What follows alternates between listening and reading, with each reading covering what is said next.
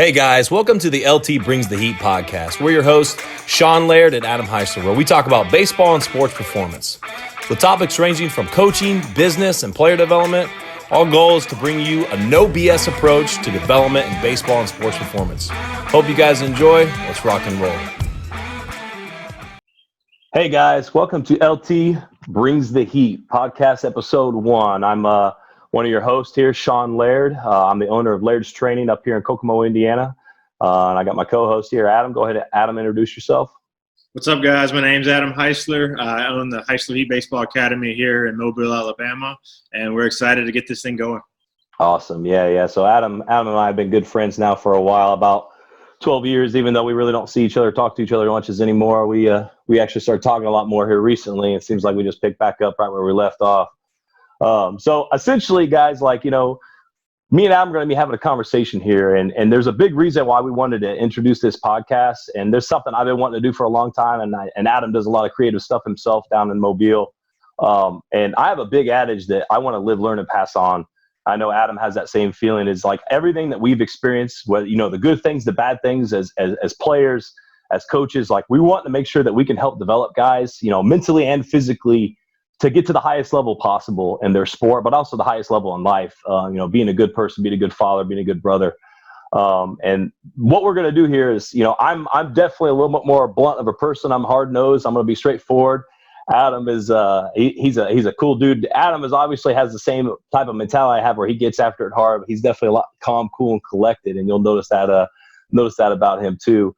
But I will say this is like there's a lot of BS that goes on through social media. There's a lot of stuff with coaches that might mean very well. They might have the best intentions, but there's a lot of things that we kind of want to sift through all the crap and help you guys kind of understand the process of developing athletes. When it comes to a sports performance side, in the weight room, speed and agility, but also when it comes to hitting and pitching, and as much as we can get on here. And we're gonna have one-on-ones where me and Adam are talking about questions. We're gonna answer a couple questions today. We're also going to have a lot of guests on, and we got some fun guests that we're going to bring up and we're going to record here in the next few weeks for you guys. We're going to have MLB players. We'll have minor league baseball players. We'll have college coaches, recruiting coordinators. We're going to try to get as much of a base as possible so you guys can kind of hear things from different perspectives. And that's the thing is, like me and Adam, I would say, are probably about 90% on the same page, but everybody has their own perceptions on things. Adam's going to see things differently through his eyes. I'll see things differently through my eyes. And one thing in the baseball world I think that we need more of is respecting the differences and how people see things. And one thing I want to do specifically is help you guys understand the semantics that's involved in baseball. Because a lot of times guys will argue a little bit at times. And in reality, they're trying to say the same thing just in different ways. But a big thing is Adam, anything you want to jump on there to kind of continue what we're talking about here? Yeah, so there's a lot of talk, especially going on now, of old school, new school, with the technology, the data, and the way I view it, and I think we've talked about this before, is this: why does just not call it school and learn from different things? I mean, the guys we all consider an old school, number one, it obviously worked for a lot of those guys. And maybe they didn't have all the measurements, the technologies. It's kind of like we used to have phone books back in the day. Now we don't have phone books anymore. It's a lot easier. You have it all saved in your phone. You can get online. You can Google. You can find things. So I think the biggest thing is just trying to, like you said, is not everybody's the same athletic-wise as well as coaching-wise. Guys have different points that they try to get across. So I think I would probably say we're probably going to agree, like you mentioned, 90% of the time, but then there might be that 10% where we get to talk about things and the pros and cons of everything. And I'm a big believer in there's more ways to skin a cat than just one. So let's have discussions about it. Let's bring guests on. Let's find out what worked for one guy may not work for another. And I'm just really excited about this idea because when I was growing up, I didn't have any mentors to kind of lean on from a professional baseball aspect to a college aspect. My brother was 3 years older than me, but it wasn't enough time to kind of share insight to me. So I think our goal is going to be to pass on our knowledge and info to these younger players that are looking to play at the next level, as well as to their parents, and kind of guide them in the direction of, hey, steer far clear of this organization or these guys, and these are the ones you want to be around. So it's going to be a lot of fun. Absolutely. So obviously right now, guys, we're going through the COVID-19 crisis here in Howard County. They actually expanded our orange travel advisory to May 4th. And up here in Indiana, obviously it's a little bit different. Alabama, I was helping getting guys ready for season. We usually start season about that first week of April.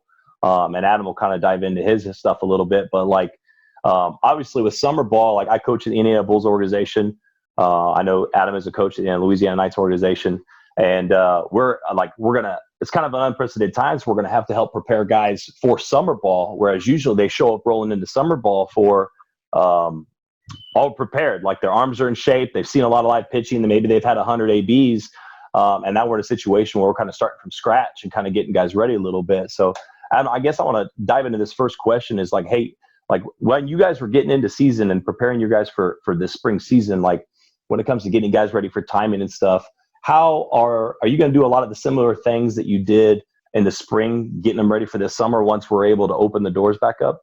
Yeah, I mean, that's a great question. And I think the big thing is nobody's going to have an advantage because nobody's seeing live pitching right now. So I think the biggest thing, we start a little earlier down here because the weather is more cooperable. So we usually start the season the last week of February. So kind of leading up to that last month, I would say especially January, when time came around for January, from a hitter standpoint, we definitely spent a lot more time on the hack attack pitching machine for sliders, breaking balls, fastballs, just to kind of ramp up the game speed. There was less flips. There was more actually batting practice. There was more competitive batting practice, breaking ball batting practice. Just a lot of, because timing is probably the number one issue when it comes to hitters or especially early in the season. So I think it's a great question because nobody's got that advantage to go see anybody live right now. So I think once we get kind of clear on this thing, the big thing is let's, number one, make sure everybody's healthy, make sure everybody's ready to roll, because there's going to be some, unfortunately, that aren't training that try to jump right back in, and then maybe that's where injuries come from. So I think a big thing is going to be, from a hitting standpoint, making sure we've been doing something, and we'll talk about that later in the show, of some things you can do at your house. But once we get ready to go, if we only have about 2 or 3 weeks of this thing, it's going to be fast pace, where it's a lot of over-the-top batting practice, a lot of the hack attack, and hey, you might stink at first because you haven't seen stuff in a while. That's the part of it, and I'd much rather fail in the cage than I would jumping out there on the field not ready to be prepared. What do you got in mind? What are you going to have your guys doing? Absolutely. So I think you hit the nail on the head right there. There's a lot of guys that continue to do flips once spring and everything starts getting on. They're getting prepared, and they don't really prepare. And even in BP, like they're throwing slow BP. And as you know, like at the highest levels, and highest levels of high school, highest levels of college, like everybody can hit slow BP. You know, there's guys that show off. I know if I ever tried to show off in BP, I usually ended up having my worst games in the game because I was getting too big. So the big thing with us and things that have helped us the most is we do a lot of short distance BP where I'm throwing really hard, and we try to correlate the velocity, maybe out throwing 40 to 45 miles an hour at 20 to 25 feet, somewhere right around there. And sometimes it's 38 miles an hour, and then I'll throw sliders, I'll throw some curveballs, mix up some speeds. And one thing that I like to do is I like to change tempo. So I'll do 5 to 10 throws at a certain tempo from the stretch. And then I'll change it and say, hey, I'm going to change this now. And maybe I'll do more of that slide step or of a smaller leg lift and kind of get there a little bit quicker and trying to speed the hands up specifically on fastballs. And one thing that I've noticed the most is as soon as we make that transition, no matter how good a guy looks like on flips and front toss, is there's a disconnect there. They're not catching up to that fastball, which some guys that have that natural ability with their hands, and there's some guys that might not have the perfect mechanics, but they're a gamer. So when they get that overhand BP, their hands are going, they see the ball, they pick it up really quick. So what we always try to do, and I feel like that we do a really good job of it, and guys really, really start off the season really hot, is we make sure that we put them in a stressful environment. And you hit the nail on the head, like, hey, you're going to struggle. Like when you're getting those sliders and the curveballs and the hack attack machine, you're going to struggle. And a lot of people, I think they show up for lessons and they think that they're supposed to tear it up. And I always tell guys like, hey, if you show up to me and you're tearing it up, I'm like, dude, why are you here? Like, I'm not, there's no reason for you to be here. And I always want to, no matter how good a player is, like I'll have, guys that are going to D1, I'll have guys that are just trying to be a good high school baseball player. And I'm always trying to challenge them based on their weaknesses. Like we want to maintain strengths, obviously, which I know you agree with 100%. And we're going to build those weaknesses up.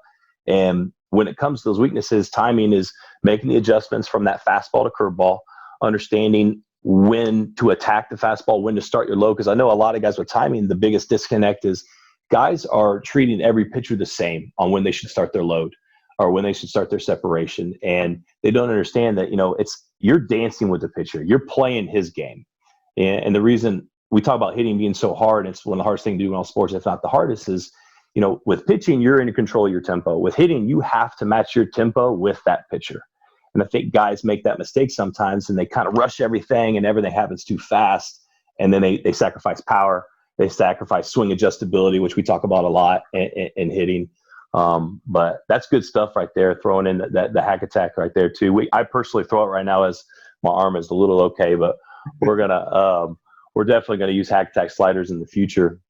Yeah, and like you mentioned, is every kid that I've ever put on the hack attack, their first day is bad. It's absolutely terrible. I've had kids have tears in their eyes, and why can't I hit this machine? And you'll notice 2 to 3 times later, maybe 4th time, they're making contact. Now they're actually barreling it up. And when we hit off the hack attack, I don't need cage bombs. I don't know. It's just I'm putting the barrel on the ball. And a big thing I like to tell them is make sure you're on time with the pitch. And what I mean by that is if you feel you're not on time, just take the pitch. And now you're learning when to get your swing off and when to launch your swing.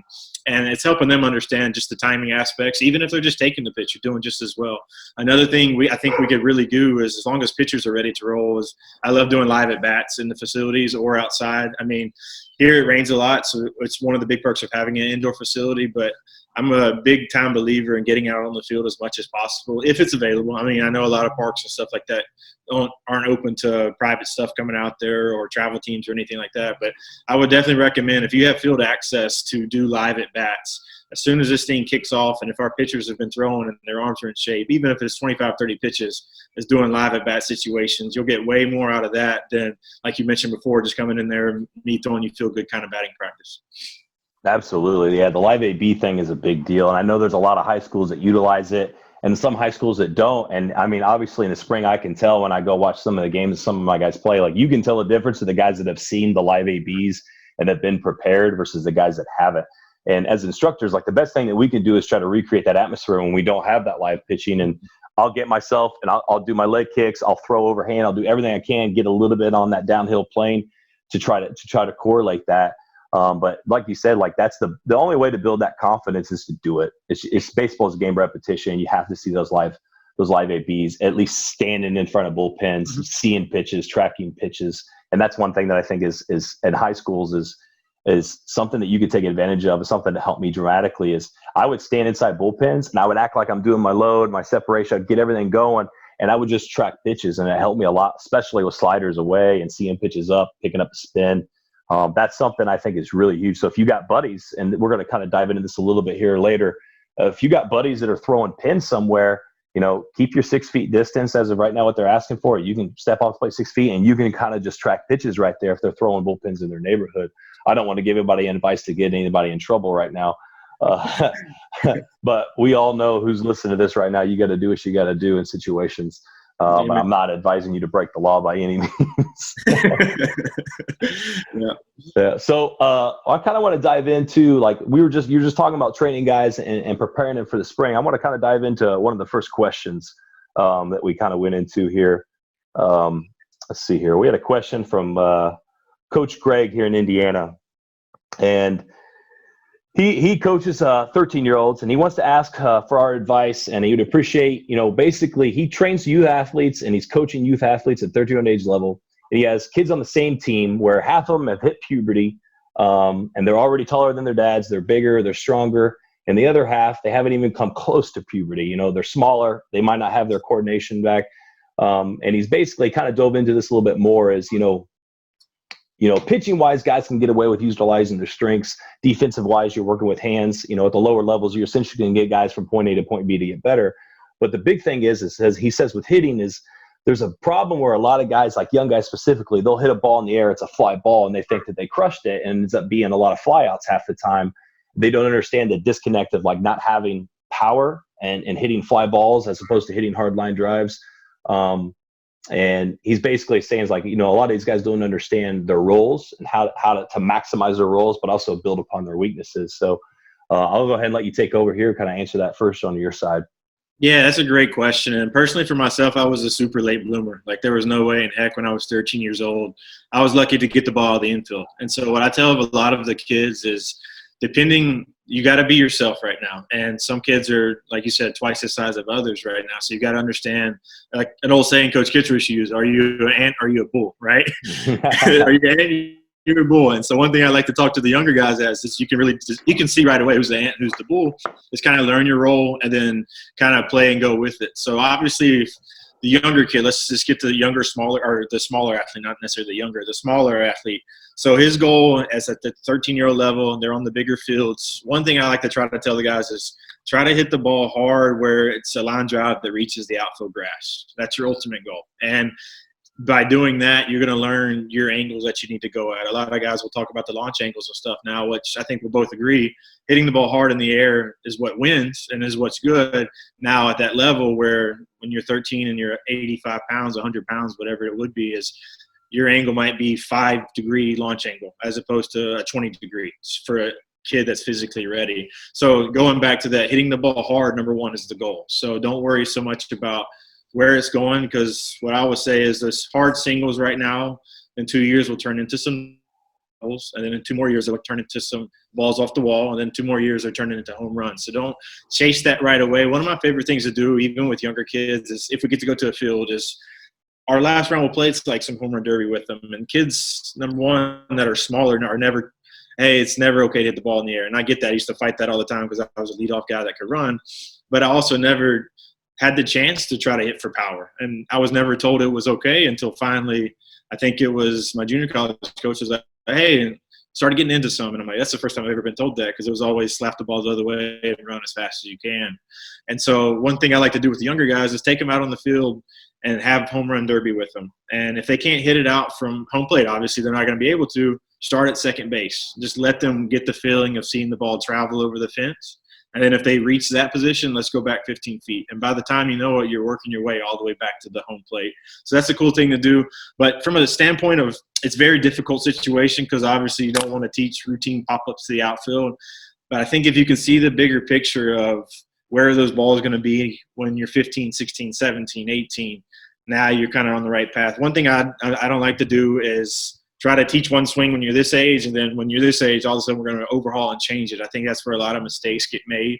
So we want a lot of the same principles, but I think the easiest way was just let's, for the weaker, the smaller, that's not physically ready yet, think more low line drives, and that's perfectly fine. Don't try to get in the cage with the guy that's twice the size of you and try to have a hit off with him, just because it's not going to work out, and it's not your fault. But that's also the difference between Aaron Judge and Jose Altuve. They're both really outstanding at what they do. They're 2 totally different packages. So understand your role, understand where you are.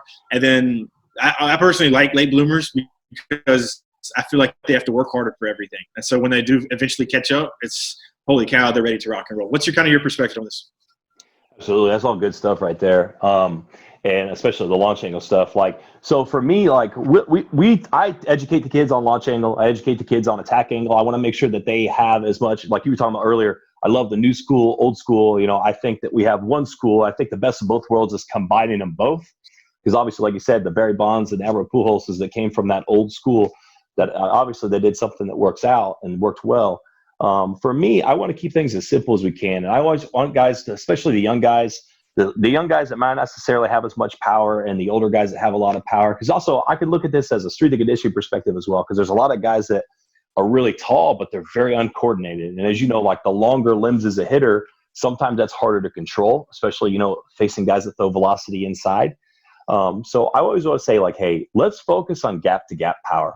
Let's focus on hitting line drives gap-to-gap. And I love how you said low line drives, because I was technically considered a power hitter in college. And obviously I'm getting a little bit more older as guys get older, but I had to think low line drives in order to hit for my power. If I thought too big, I would get too big. And especially with those younger guys, if I'm a coach and I'm preparing guys, when I'm hitting BP, I'm going to try. And one thing at the younger age levels, I think that butt coverages, and I think that, you know, some things are overdone too much in practice. And I think we need to focus on, obviously, we want pitching and defense is what wins ball games. But teaching guys how to hit in practice. And I would rotate, you know, have your mandatory round. If you're doing hit and runs, bunts, stuff like that, you're getting guys over, doing the little things like that. But I'm focusing on 5-6 rounds of going line drives to left center field, line drives to right center field. And I'm trying to hit that ball right over the second baseman's head. And if you have that mindset, for me, The guys that have power, they don't have to try to have Mm-hmm. power. They're going to have it naturally. So if I've got a young guy, and I actually say I have an 11-year-old, and he's got some good hands, okay bat speed, he's a line drive hitter. And I got another 11-year-old who's kind of a freak of nature. He's got quick twitch. He hits bombs naturally. My approach with these guys is still going to think gap to gap, but with that 9-year-old, maybe I'm thinking hitting that line drive directly over the second baseman to right center field. We're trying to hit that line drive directly over the shortstop to left center field. And we're trying to master that. And as they get stronger, you'll notice that launch angle and how they approach that ball, they're getting more backspin, the ball starting to carry more. And a lot of that comes with the strength and conditioning side. And with the older guy, maybe we're trying to hit, a 2-hopper or a 1-hopper to the fence. Maybe that's our approach. We're changing some of those guys depending on their weaknesses. Some guys that might get under balls too much. Some guys, if they naturally will have too much of a downward swing angle, which we have a lot of guys like that we have to kind of try to flatten the swing up a little bit. My thing is that if we are constantly preparing these guys, okay, hey, first round, it's middle in, inside, left center field, bang. Second round, middle, outer half, outside half, line drives to right center field, bang. Or obviously opposite for lefties. And we are doing that day in and day out, practice over and over and over. You're going to start seeing guys naturally have that stroke that we want, that gap-to-gap stroke. And obviously in the games, their strengths are going to outplay. I would always – I'm a big advocate of learning to hit the ball to all fields. And if you predominantly end up hitting the ball to left center field in the game, it's just naturally where you end up going. Like I know that myself, if I'm watching and I'm training guys, I'm going to know what their strengths are. And I'm going to say, hey, you're always going to have those strengths, but we want to redefine and try to maximize these weaknesses. Don't stop trying to hit ground balls to this side and try to beat it out. Like, if you accidentally roll over a ball, then you can utilize your speed and try to beat that ball out. But we're trying to hit balls in the gap because we want to, sooner or later, we want to develop those swings into doubles guys or line drive guys that are going to help project them for the next level, hopefully one day. I like to keep it as simple as possible. And you'll notice as from the strength side of things, and I think this is an awesome question because most coaches don't understand. There's a book, and I'm going to refer a book right now called The Rule of Three by Simmons. He's one of the best strength and conditioning coaches, mine's probably in the world, if not the best. And this book basically talks about how to train kids and the differences in training girls and boys from that, that 5-6-year-old age range to that 12 to 13-year-old age range and kind of preparing them. And he talks about, doing a lot of plyometrics, med ball throws, jumps, and kind of helping them with the coordination. So if it's a developmental aspect, if I'm a coach at 11 years old and I see the younger guys that are 85 pounds soaking wet, maybe they're a little weak, or older guys that are super strong, or maybe the taller guys that maybe a little bit uncoordinated, I'm going to try to throw in 15 to 20 minutes of player development when it comes to, some speed work, some plyometric work, throwing med balls, helping them kind of train their fast twitch muscle fibers that, one, will help them in order to hit those line drives, but it's also going to help them create more hand-eye coordination, more foot-eye coordination, getting their footwork down. And those things go such a long way in developing guys. And that's a big book that I would definitely recommend young coaches and trying to throw in some training into your workouts. Obviously, we're not running a full strength and conditioning program because we want to interfere with what they're doing, but you want to do something to kind of help them, and helping these guys with footwork, helping these guys with med ball throws. That's just going to help expand their abilities in the long run. So I think that's a great question. It's an awesome coach for kind of thinking outside the box right there. Anything else you want to add? Yeah, there really was, because it doesn't get talked about enough, because usually on the teams like that, everybody wants to see who the best player is and, man, why is he so good? Why is he so successful? But a lot of the times when I was growing up, a lot of the guys that were superstars when they were 12 or 13 really either flattened out or everybody just caught up. So what I would say is don't get so caught up into other people's results. Worry about what your goals are. And, hey, if your goal is a smaller type of hitter, like I said, it's how many times can I hit the ball hard on the barrel and reach the outfield grass on the line. And if guys want to hate on me because I'm not hitting doubles, triples, homers, like, that's not your game plan. But you're getting on base. You're learning how to hit, not just worried about swinging. And I think that doesn't get talked about enough is, are you a swinger or are you a hitter? And when the lights come on, can you handle different pitches? Because they're not always going to throw it right down the middle like they do in batting practice. And I love how you mentioned, like, hitting on the field in practice. It doesn't get used enough, in my opinion, as well, because there is a lot of time spent on first or third defense or bunt coverages. And, like, Yeah, that little tiny stuff is important, but I promise you, learning how to hit the ball hard in the gaps is going to win you way more games than maybe a first or third play will, or a inside pick move will. And that's ultimately what's going to win. Now, will the inside move maybe get one or two guys throughout the whole year? Yes. And another thing I think that gets practiced too much is like in the situational rounds of batting practice. A lot of high schools that I've known will do 3 rounds of situation, and the last round they get is your free round now. And then I think about it, and they're practicing hit and run so much. And then I asked the athlete, like, how many times did you do hit and run this year? He's like, 0. And I was like, and every day of practice you spent at least 3 rounds on trying to hit and run, and you never even got to use it. And as opposed to, hey, you want to have that first round to do that? 2, perfect. After that, like you said, let's work, pound the gap. All right, runner and 2 outs, get him in. Situations like that, as opposed to just the kind of same old, all right, let's get our bunts down, let's hit behind the runner, let's do this. Hey, you want to have one round with that? I'm perfectly fine. But to learn how to hit the ball hard, you have to practice it. Absolutely, and you hit the nail on the head right there. If you ask some of these coaches, like, oh, I don't understand why we're not hitting. These guys aren't hitting. And then you look, hey, what are you doing at practice? We're working on this butt coverage. We're working on these ground balls. We're doing this stuff. And it's like, hey, that stuff's important, yes, but like you have to learn by doing. And a lot of those, specifically those younger age groups, they're not getting enough reps, because I think the younger age groups, that practice is more important than the actual game. As you get older, the game turns into more of the learning experience for those older guys as they get better. Like that you have to be in that live situation.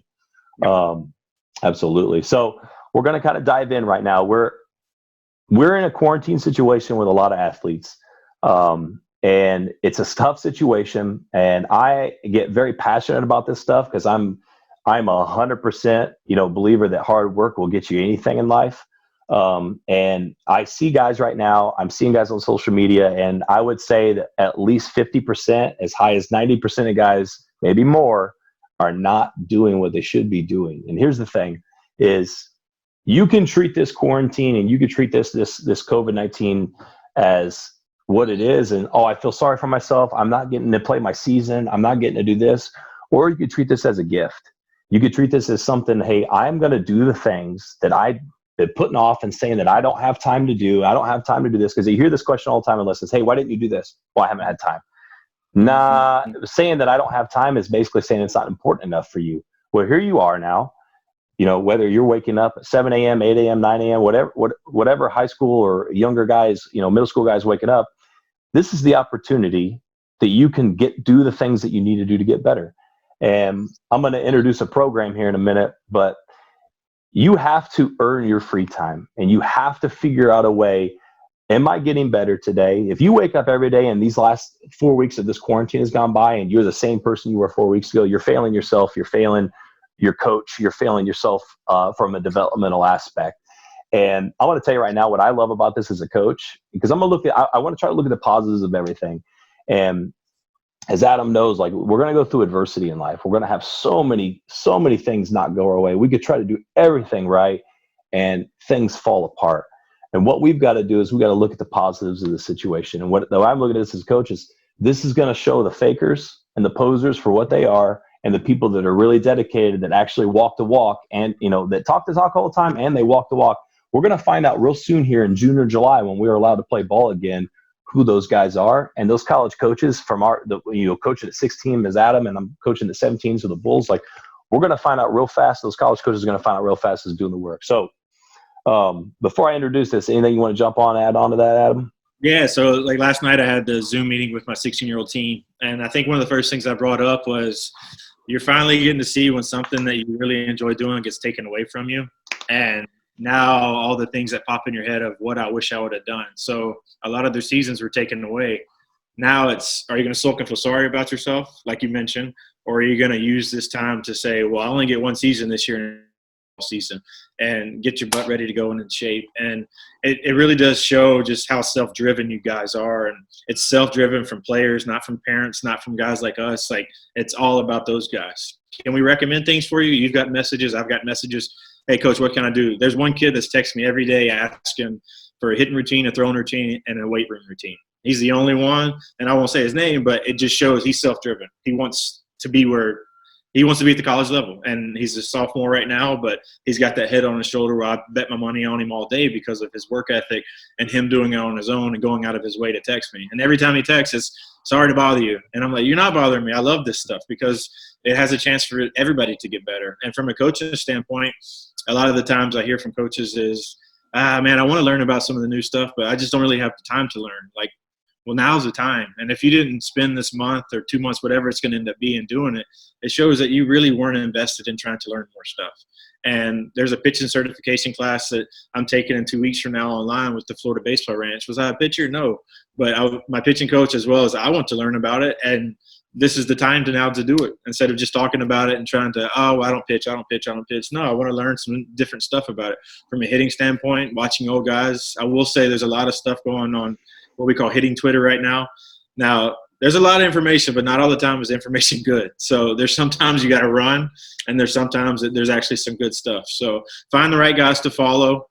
Follow Sean, follow myself. There's some guys out there. If you want to know who to follow, kind of message us, and we'll let you know who are some guys we really look at, because there's some guys that it's just way off in the deep end. You don't want to even go down that avenue, because as from a hitting standpoint, and then I'll turn it back over to you, is I see a lot of people are using this time to maybe, oh, I want to try this thing when I come back in the box. I'm going to try this stance because I've been watching this guy on Twitter do it. Well, I'll tell you this right now is one swing doesn't work for everybody, and we can both attest to that. A lot of the similar qualities are in there, the meat and potatoes, but one swing doesn't work for everybody. So if you're out there saying, I'm going to come back and try to hit like this, and you've never done it before, good luck this summer. It's just know what you want to work on and then go from there. Absolutely. And, we're going to give you guys as much knowledge, and we might even have a day where we just talk about nothing but social media and like who to follow and what to talk about and things to kind of the red flags to kind of get away from. And I'm going to tell you right now, like a red flag, if I see anybody running their mouth or condescending people on social media, I'm going to be like, I'm not with that guy. I'm not all about that. Yeah. There's definitely constructive criticism and motivational stuff, but there's other stuff where just because somebody's doing something different, they're going to throw them down. Because I'm going to tell you right now, like Adam said this earlier, there's more than one way to skin a cat. At the end of the day, if you're working hard and you're trying to get knowledge, you're seeking out knowledge. Like Adam was talking about, like players like that ask questions of how to get better. We love guys like that. We'll run through a wall for guys like that. And we know those players will do the same thing for us. So my favorite thing, I've been thinking about doing this for about a year, and I've been thinking about this a lot. And because guys, and me and Adam were talking about this before, is guys will start summer ball and they'll do nothing on Mondays, Tuesdays, and Wednesdays, and they expect that Thursday through Sunday they're going to feel good, their arm's going to feel good, everything's ready to go. Here we are in quarantine right now. I would assume everybody's sitting down playing Call of Duty all day. They're sitting around waking up at noon, they're doing nothing. Yeah. Not that stuff is wrong, like not that you can't play video games, but like I said before, you have to earn your free time. So I'm going to introduce something called the Hard 90 program, #Hard 90. So guys that are watching this, you want to show this, like I'm a big believer of, I post stuff of me training myself. I post stuff of my guys training myself. I post stuff of my guys because they deserve the shout out for their hard work. I post stuff about me because I want to be a coach that leads by example. I want to be the guy that's constantly leading. I know Adam feels the same way. So I'm going to give you 5 mandatory things, 5 topics that you have to do every single day, whether you're in quarantine right now or whether you are trying to get yourself better for the future.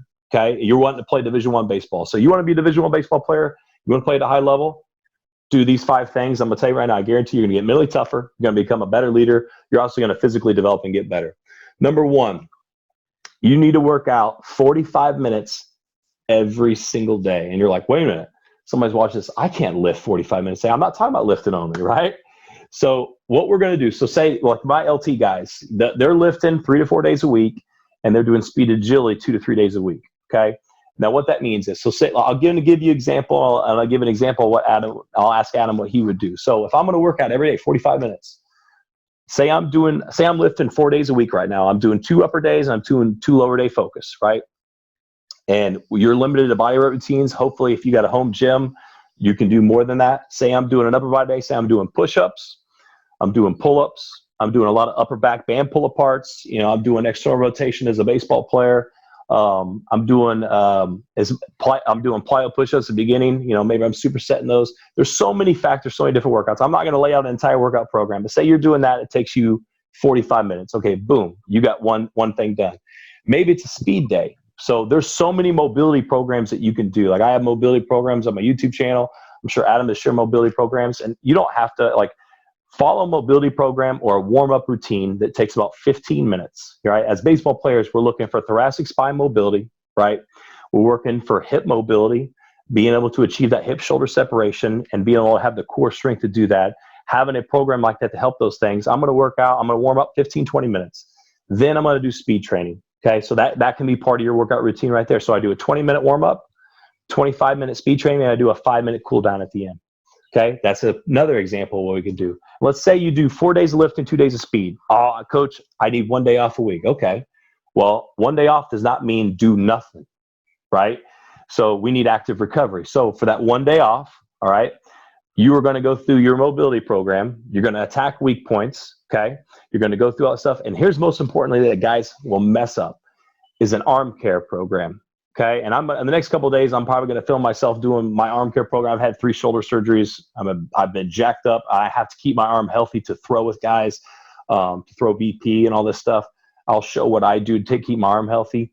If all these things are kind of, it's another language to you right now, you're behind the game. Yep. And you need to make sure you're doing something. So I'm going to go ahead and hand this over to Adam. So if you got 45 minutes a day, Adam, give me exactly, not exactly, obviously, but give me an idea of what you would do to kind of achieve this goal today. Yeah, so this would be the strength and stuff, or would it be a different standpoint? You can just say you're doing speed today. Say you're doing speed or strength and conditioning, whatever you want. Something for 45 minutes that you have to do before you get your free time to go play video games or whatever you're going to do for the day. Yeah, so I would do a speed day, and then going into it, you have to do a proper warm-up of all your movements have to be right. And you spend 20 minutes doing that. That way you are ready to go, and you actually have broken a sweat already before you started your speed training. After that, my driveway is slightly uphill, so I'm going to do uphill sprints today. And it's probably 25 to 30 yards long, and honestly, we're going to keep it at the 25. And if I have a brother, if I have a dad, anybody that wants to race with me, I'm going to get them out there and ask them if they want to do it. If they don't, then you're doing it on your own. But I always like to have something that you're chasing from a competitive standpoint. If it's not somebody, say you're your only child, get mom or dad out there with a stopwatch and time you, and make sure you're always trying to chase a certain time. I think a lot of times when guys are doing speed work, just from experience I've talked with, is they almost save themselves to the end, where it's, hey, I have 8 sprints, so I'm going to cruise it, and then 6, 7, 8, then I'm really going to ramp it up. Well, then you just wasted the other 5 that you didn't get anything out of. So it's always, I'm going to do 8 sprints, but they're all going to be under 3.5 seconds. That's my goal, and I'm chasing after it. And uphill sprints is probably one of my favorite things that I did in the off season. And it doesn't have to be a super, super big uphill. I always like to do run fast up, and then you walk back as you're taking your time to recover. And boom, there's your 8 sprints for the day from a base ceiling stance. If you want to do that, out of the track stance, if you're not a baseball player, either one. And I think there's your knockout. Then you end it off with a cool down. Boom, day 1 of speed is down right there.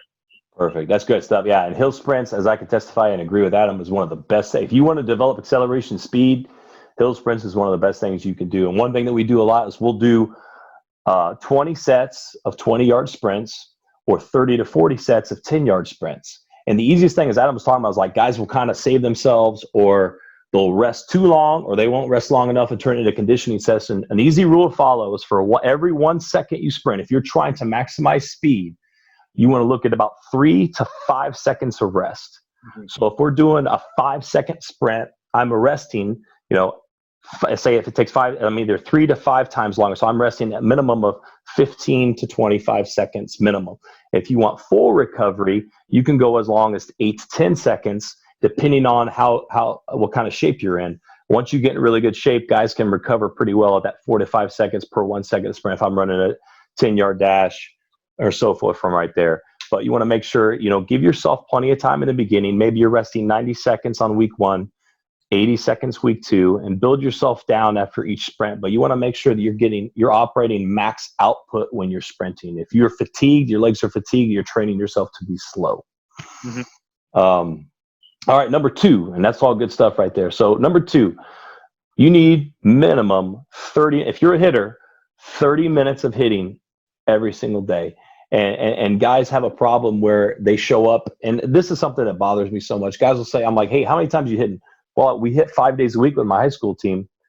Okay, so the worst player in the state right, of Indiana is doing the same amount of hitting as you are with the practice. You have to do, if you want extraordinary results, you got to do extraordinary measures. You have to work on your own. So if you have a net, you can do say you're doing 10 minutes, you're doing one drill every 10 minutes. And I use this analogy all the time. I tell my guys, my best year of college, I spent 6 weeks in the winter just doing tee work. And there was a reason. I had a purpose behind it. I was doing long tees, doing short tee, one-arm drills. I was figuring my swing out. And by the time I transitioned to BP and stuff, I could feel my mistakes. I could see myself, watching myself in the mirror all the time. That was something that helped dramatically. And for me, tee is a huge vital aspect of our programming. But 30 minutes every day, if you don't have a tee, you don't have a place you can do hitting, I got plenty of videos on YouTube of best drills to do without a tee, working on bat speed. We do sledgehammer swings. We do some hip mobility, hip torque work. You could do med ball throw. Anybody can buy a 4-pound med ball outside and go throw that for 3 sets of 15 reps. Adam, go ahead and dive in here and give me an example of what you do for 30 minutes for your hitting day. Yeah, so I think a lot of people, if they didn't have a tee before, definitely have one now from what I've learned with the quarantine. And then if they have a net that they're able to hit into, build yourself a little routine out of it. If you want to start with your one-hand drills, top hand, bottom hand, boom. The next thing you can do your split grips. Split grip is one of my favorite ones just to work on controlling the barrel, controlling the knob. And what I like to do is say Monday I'm going to work all the low zones. So I'm going to keep the tee low, and I'm going to go low and away for 10, low and middle for 10, low and in for 10.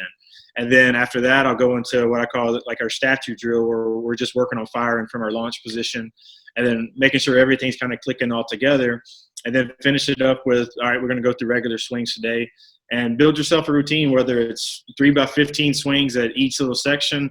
This is where you get that fun with your own stuff. We're not going to have to sit here and try to tell you exactly what you do. Is if one thing works well for you, if you don't like doing one-hand drills, you don't have to. They don't work for you, that doesn't matter. Then go on to something else and add what you want into there. But one thing I will say is, please just try to avoid taking G-hacks off the tee.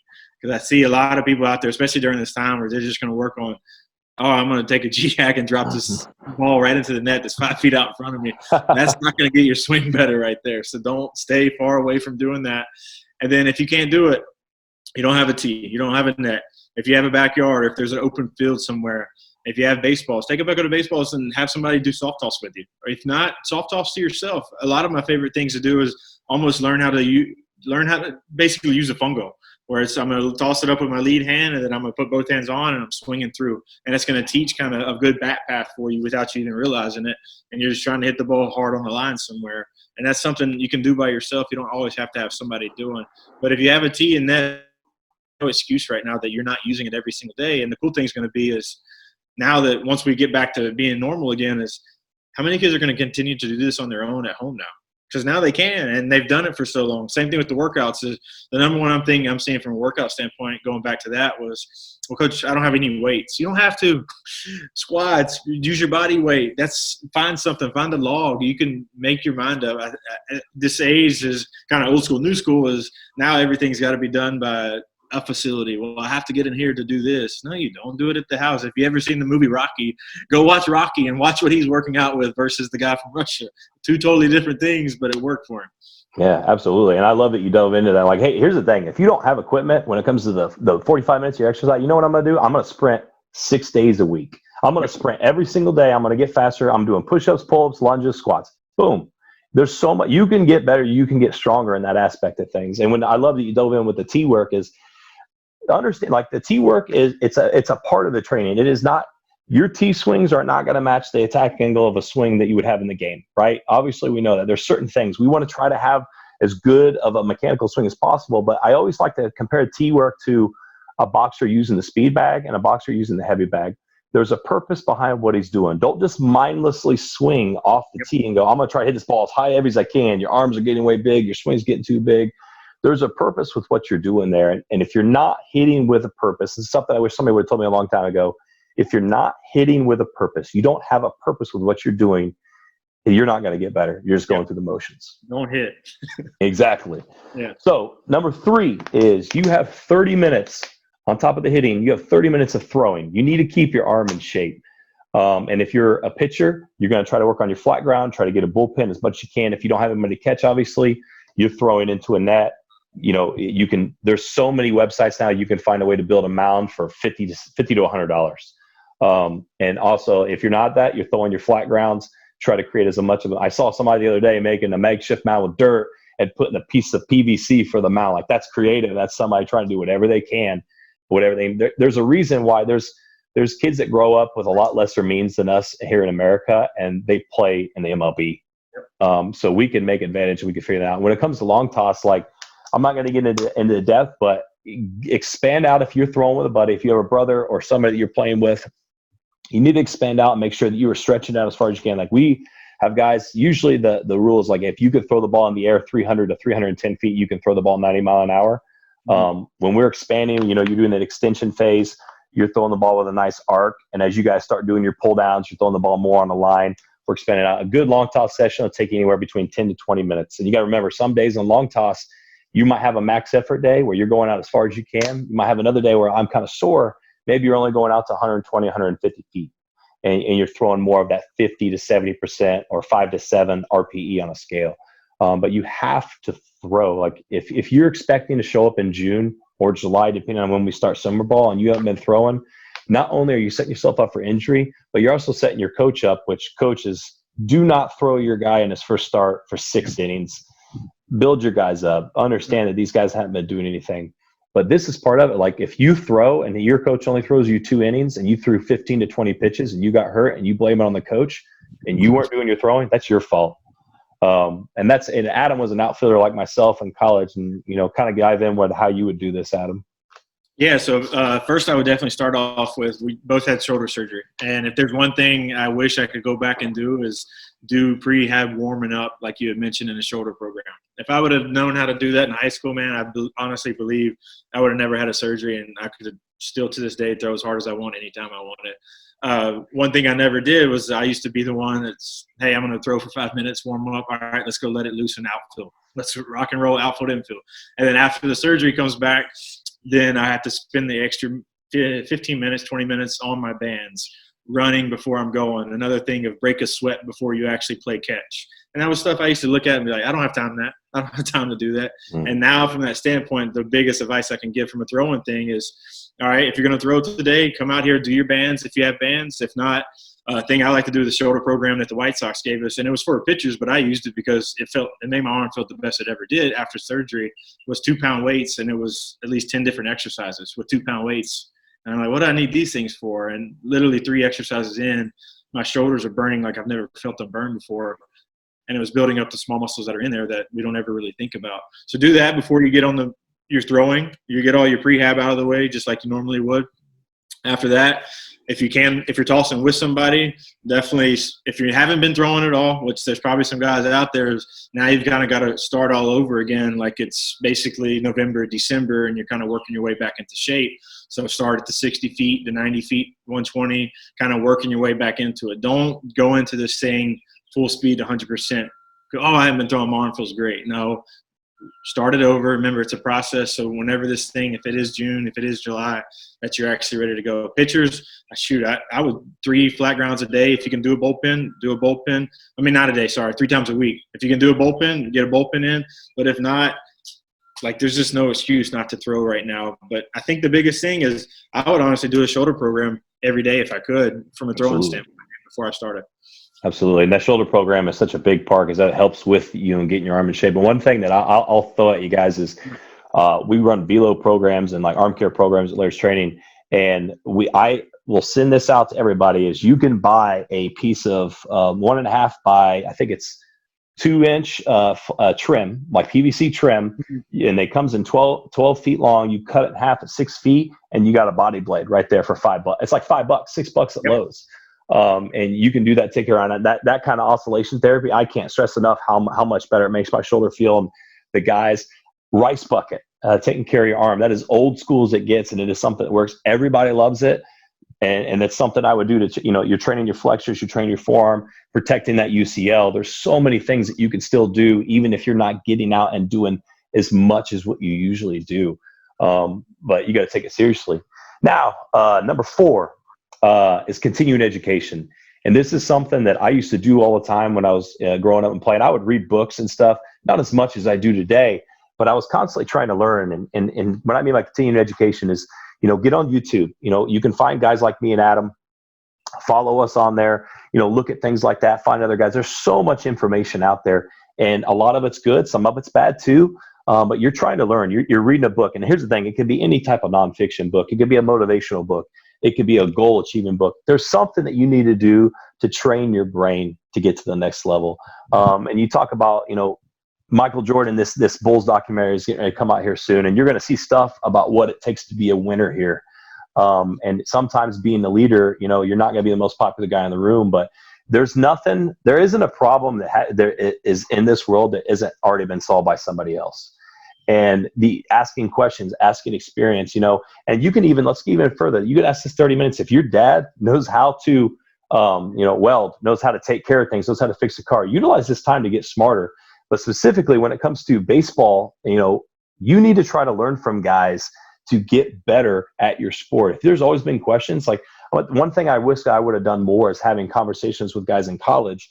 Hey, what's your approach here? What are you thinking right here? And that's something I think the ego gets in the way, pride gets in the way at times. People are afraid of sounding, dumb. And in reality, we need to be straightforward and learn from guys, and kind of dive in, Adam, what you take away from that as well. Yeah, and I mean, I'm the same way. I wouldn't read a book to save my life in high school. And now it's something that I enjoy doing. Even if I don't want to read it, I'll just download it for audiobook. I like listening to books as well. If you're looking for a baseball one, there's two really good ones I recommend. Number one is MVP Machine. It's kind of talking about old school, new school kind of terminology.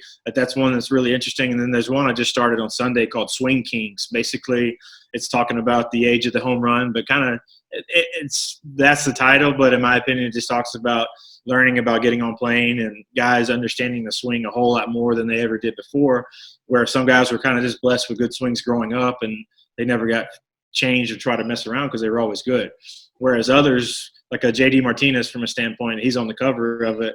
He made it to the big leagues with the Astros, but his swing wasn't able to keep him at the big leagues. So he went back, revamped his swing, and now he's one of the best power hitters in the game. And he was an MVP candidate, I mean, just since he made a swing haul. And that's another thing. Go on YouTube and watch. There's a video out there of him in 2012 with the Astros versus him in 2018, where it's two totally different hitters is what it looks like on there. And just use this time wisely to study stuff like that. Like you said, go watch your YouTube channels. And you have a lot of information. Mine isn't out there as much, but I watch Sean's where I see these guys doing a throwing program with throwing a football. That was some of my favorite stuff to do in high school. I always played catch with a football before I even picked the baseball up. And in my opinion, it created a good arm path, and it felt like a weighted ball at the time. But nobody told me that. It just felt like it. And so I went with it. Now I think there's studies out there of the plyo balls you can use to warm up. There's so much information out there. And like you said, 20, 30 minutes a day, that's easy. You can bypass that time very quickly. Absolutely. And podcasts. LT brings the Heat podcast. Exactly. You can bring that in. Yes, listen to the podcast. There's so much stuff when it comes to continuing education. And right now, the majority of guys I would assume listening to this are going to look at this like, man, I can skip that part. I'm going to tell you right now, when it comes to expanding your knowledge base, it's only going to help you. It's going to help you apply things to life for the rest of your life. It's going to help you apply things to it as a hitter later on, pitcher later on. There's so much knowledge base to take care of. If you have an opportunity to learn, take advantage of it right now, because you're going to soak things up as a sponge the younger that you are. Now, lastly, number 5, and this is just as important, if not the most important thing, and this is for success, for confidence, mental toughness, success for life. You need to give yourself 5 minutes a day. Visualization of seeing something that maybe you're struggling with, or something that you aspire to do for success. And I can't tell you, this is something that I did for a long time. I pray a lot too, and I sit down and I visualize myself of what I want to do, where I see myself, what I'm trying to do here. And the visualization is a foundation of my success in life. And it's a foundation of a lot of people that have achieved a lot of great things, success. There's so many things that you could sit here. If you're trying, and we can get a little bit more specific, if you're trying to learn how to hit a curveball, visualize those curveballs that you've seen, visualize those pitches that you've seen, and your adjustments and how you're going to hit that ball and drive that ball to opposite field. There's so much research and psychology research that shows that visualization will teach you and help you in order to achieve what you're trying to achieve. Go ahead and dive in a little bit more. Yeah, I mean, one of the first hires Nick Saban made when he came to Alabama was a mental coach. And it's in my opinion, it was his best hire ever. And he's always the time bringing in guys to talk about mental toughness. A really good one of mine I enjoyed watching, you can probably find it on YouTube, was when Kobe Bryant came in. And it kind of just talked about the Mamba mentality. And visualization, very big key. One of my favorite books to read, another book, is called The Secret. And it's basically law of attraction. And it talks a lot about visualization. Me and Jennifer actually had just discussed about making a vision board. And it's just things like that that kind of keep your mentality going in the right direction of what I want my future to look like, as well as how do I want to learn how to hit the breaking ball. I've got to visualize doing it. And, man, it's just that stuff, like you mentioned before, about asking about approaches with college teammates and stuff. I wish when we were back at South, we would have had somebody come in and talk to us about mental toughness or mental visualization and things, exercises we can do and stuff you can do when you're sitting at your dorm or 5 minutes before you go to bed after you say your prayer. Or even, I mean, I don't know how the weather's been there. I know you mentioned it snowed today, but the weather's been absolutely gorgeous here during this quarantine, where there's sometimes I'll take the yoga mat out there and am I doing yoga? But no, I'm just laying there, closing my eyes, listening to the birds chirp in the background and using visualization. 5 minutes a day, you feel just so much better about yourself by doing it. What are some things you like to do? Oh yeah, I will sit back. Sometimes when I'm feeling really stressed out and I'm kind of feeling overwhelmed and things, I'll approach this two ways. When I'm stressed out, I'll kind of sit down and I'll go outside. And like you said, it's ironic that you said it, hearing the birds chirping. I kind of erase everything and kind of escape from everything. And I sit down and I see myself, visualize myself calming down and kind of breathing. And the breathing techniques I used when I'm specifically stressed out, when I kind of escape the situation that I'm in, it kind of basically it clarifies everything and makes everything a lot more clear, and I see things as they are. And I have my biggest epiphanies and my biggest answers when I put myself in that environment. And I'll give you an example. Like when it comes to visualization for success, I saw a goal that I had when I started Laird's training. I wanted to build this facility. And I had this idea of how I wanted to build this in hand. And we're in a situation now that over the course of the next 6 to 12 months, we're going to try to get a foundation for that. And I'm a firm believer that I said, hey, I'm going to do this. And we have the foundations, we have the layouts, we know exactly what we want to do. And I'm a firm believer that, and along with that is when you set your goals, and I love you said vision board, when you set your goals and this is what you want to do, you take those steps to achieve those goals. You lay things out, because if you don't write them down, you don't see those things on paper or see those things on a board. It's really just a dream, and you're not really taking the right steps to do this. And so I have a marker board downstairs, and I will write down Laird's training goals. Boom. I even have a home to do goals, like things I want to improve on our home for my family. Boom. I write those down. Personal goals. These are the books that I want. I try to read 2 books a month. I know there's a lot of guys that are savages and they can read 1 book a week. I'm not that good. Yeah. But I try to do that. And another guy, when it comes to motivation and continuing education, and somebody that I would advise everybody to read or listen to is David Goggins. That guy is an absolute beast. He was a former Navy SEAL. And I almost say former, those guys are Navy SEALs forever. But the guy, the motivational standpoint in his history, he's got a book called autobiography called Can't Hurt Me. And that is something I would 100%, anything that's mental toughness, 100% you can utilize. And he talks about visualization and seeing things clearly in his book and knowing what he wanted to achieve. And this is stuff we're kind of getting deep on right here. But, you want to have that success in life. These are things that you got to kind of open your mind to and not block your mind of saying, I don't want to do this stuff. It's worked for me. It's worked for Adam. It's worked for millionaires and billionaires in the world. But yeah, this is, we're kind of wrapping things up here now. We kind of introduced you guys what we want to do here. We went over a little bit in time today, but I really enjoyed everything we were talking about today. One thing is, like, for social media, you can follow me at SeanLaird16. You can follow me on Instagram at Laird's Training. We're going to constantly, and I'll have Adam explain his as well, but we're going to constantly update you guys. If you have any questions at all, you can always shoot me a DM, or write a comment on a page. We had a couple of questions that came in. We wanted to address one of them today from Coach Greg. But Adam, go ahead and give your info. Yeah, you can follow me on Twitter at Adam Heisler. Also, we have the Heisler Heat Baseball account on there at Heisler Heat. YouTube channel, Heisler Heat Baseball. We got the website, HeislerHeatBaseball.com.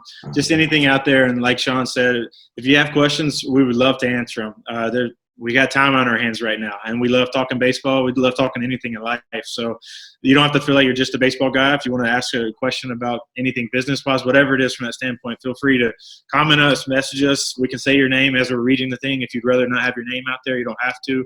But we really encourage the questions. That way we can have combos that we're wanting to talk about that you guys want to really pay attention to and hear. And I'm just super excited about this stuff today, man. I had a lot of fun. And I would ask that, go back and do the 5 things again so the guys can remember what their 5 things they have to work on. And then you tell me when the kickoff date you want us to start it, and we'll blast it out there. And we'll start trying to have our guys do videos of themselves or just kind of checking in every day. Absolutely. So it's perfect. I wanted to round it up today. So Hard 90 program, you guys do this. Tag us in videos on social media. Tag us in everything that you're doing. Number 1, you have to work out 45 minutes a day, whether it's strength and conditioning, speed training, mobility training, whatever it is, 45 minutes a day. Number 2, you have to hit 30 minutes every single day. You're doing some type of drill. You're doing some type of work to improve your hitting. Number 3, you are going to throw, and this includes for the pitchers to throw your pins. You're going to throw 30 minutes a day. That 30 minutes can include your warm-up, that with the band work, body blade work, anything that you do, that includes that time. Number 4, continuing education. LairdStraining.com is my website. I got 4 years worth of blogs and information on there. Adam had just sent his info out there. There is a million other people like us out there that has a ton of information out there for you guys to learn on. Number 5 is visualization. We kind of got into depth like that a little bit, learning to get yourself more mentally tough. And number 5, I'm going to tell you right now, there will be guys that will do 1 or 2 of these things and say they're doing it. It's going to be guys that are doing the first 3 things, like, I don't need to do visualization. I don't need to read. I don't need to do continuing education or listen to podcasts or whatever. Listen, you can have excuses or you can have results, but you can't have both. And that is true with everything in life. Don't sit here and say that I'm an exception to the rule. You're not an exception to the rule. These 5 things, you have to do them. You want to get stronger. You want to become a better leader. You want to become a better ball player. Hard 90 program. Tag us on social media. You can check us out there. And I would love seeing guys getting after it. And I've got guys that are sending me stuff already from LT. I want to see everybody else that listens to this start tagging and getting after it, guys. But thanks for listening, guys. And anything you want to close up with, Adam? No, man, we're all good to go. All right, guys. Until next time, we got a fun couple guests. We got IU's recording coordinator coming up here soon, and we got a first-round draft pick last year in the MLB draft. So looking forward to interviewing those guys and kind of getting you guys to their perspective on the game and in life. But until next time, guys, we'll see you later.